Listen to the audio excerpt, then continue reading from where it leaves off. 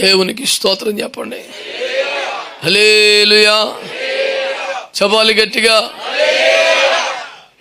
మళ్ళీ చెప్తున్నాను, సరైన అభిషేక్తపు హస్తములు నీ మీద పడితే లైఫ్ వేరుగా ఉంటుంది.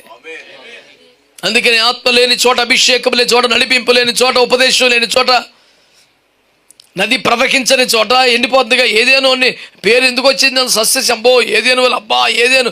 ఈ రోజు కూడా ఏదేదని పేరు పెట్టుకొని మురిసిపోయే కారణం ఏంటో, ఒక నది 4 పాయలుగా చీలి అన్న ఆ తోటంతా తడిపేస్తుంది. అక్కడ నది లేకపోతే ఇంకెందుకు? అది 100 రకాల కాయలు ఉన్నందుకు కానీ 100 రకాల కాయలు ఎందుకు కాసినాయి? నది ఉన్నబట్టి కాసింది. ఆ నదే లేకపోతే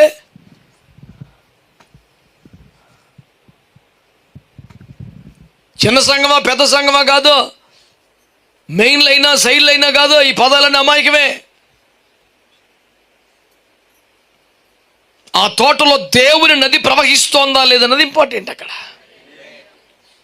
పరలోకపు దేవుని మందిరపు గడప కింద నుండి బయలుదేరిన ఒక నది చచ్చిన చెట్లను బ్రతికిస్తూ, చెరువుల్లో చేపలు పెంచుతూ, సముద్రపు నీటిని మంచినీటిగా మార్చేసి, షిత్తీములో అయిన తడిపి తుమ్మకరలో యెహోవా మందిర ఉపకరణాలుగా మార్చి, తన నదీ తీరములందుండు చెట్లను తన కాలం ముందు కాదు 12 కాపులు కాసేలా మార్చేసినటువంటి ఒక నది ఉందే. ఏ చెట్టు అయినా తన కాలంలో ఫలిస్తే రేపు సాటిస్ఫై అయిపోతాడు, కానీ 12 కాపులు కత్తి పిచ్చెక్కిపోవడం ఇంకా.